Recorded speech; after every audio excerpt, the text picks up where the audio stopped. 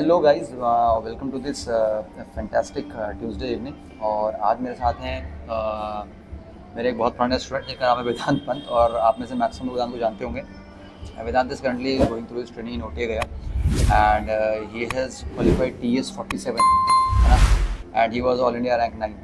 तो अभी मैं इनसे थोड़ा सा इनके एक्सपीरियंस जानूँगा अकेडमी के बारे में, मतलब कैसे लाइफ में चेंजेस आए, है ना। और नॉर्मल जो बेसिकली देखते हैं, जो स्टूडेंट्स कॉलेज लाइफ में जाते हैं और जो स्टूडेंट्स अकेडमी लाइफ में आते हैं, उनकी लाइफ में क्या डिफरेंस आते हैं, दोनों दो चीज़ मतलब एनालाइज करेंगे। और बेसिकली सबसे बड़ी चीज़, many of the youngster who are following our channel, they will get to know भाई what is a proper strategy to go through technical entry scheme. मतलब मेजरली उनके लिए TS में किस तरह से TS की तैयारी करनी है, ND की तैयारी करनी है, मतलब काफ़ी स्ट्रैटेजी बनाने में उनको हेल्प मिलेगी, है ना। तो वेदांत, कैसे हो आप? और बढ़िया, all well.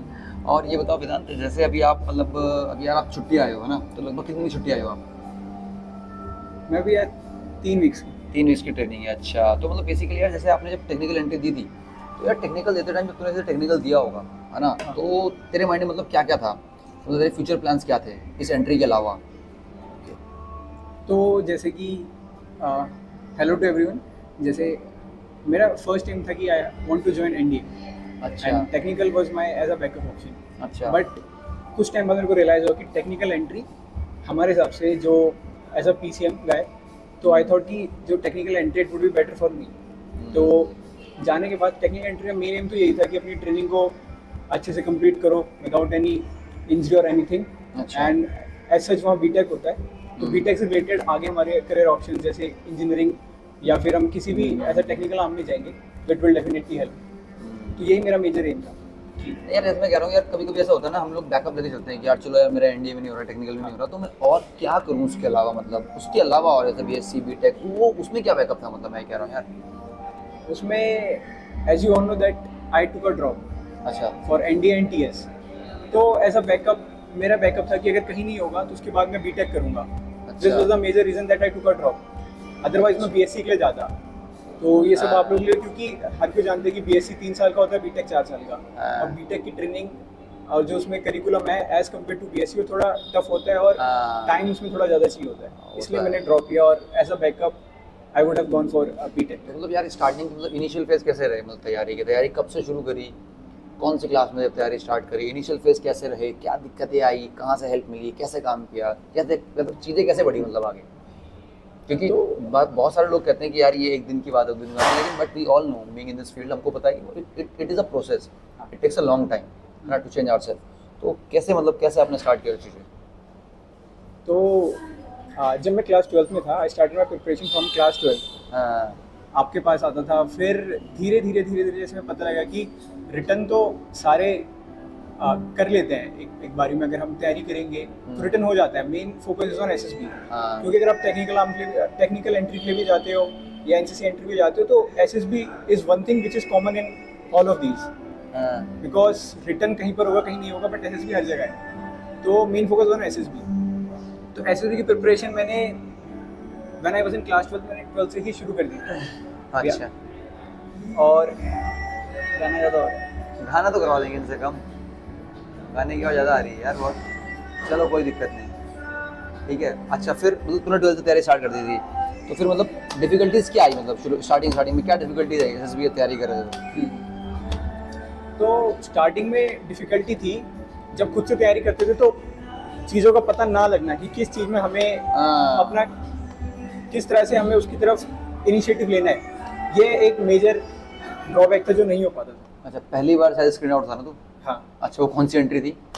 First screen out was NDA 148। मतलब NDA में स्क्रीन आउट हुआ और NDA में टेक्निकल में रेकमेंड हो गया, बल्कि कितना मुश्किल होता है, जबकि NDA में आपकी भीड़ कम आती है। हाँ। NDA में स्क्रीनिंग होना काफ़ी आसान है, ठीक है, it's a part and parcel होता है। टू रियली फील लाइक कि मतलब luck plays a major role, मतलब luck plays a major role in SSB।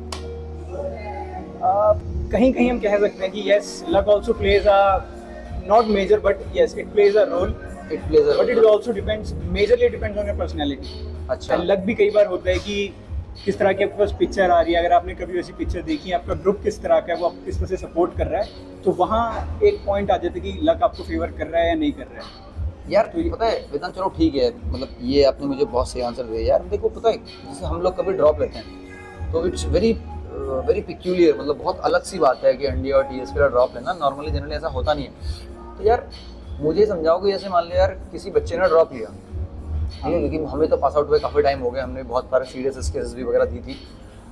तो यार तुम मतलब तुम्हारा माइंडसेट ना बच्चा ज़्यादा बड़े तरीके से समझ पाएगा।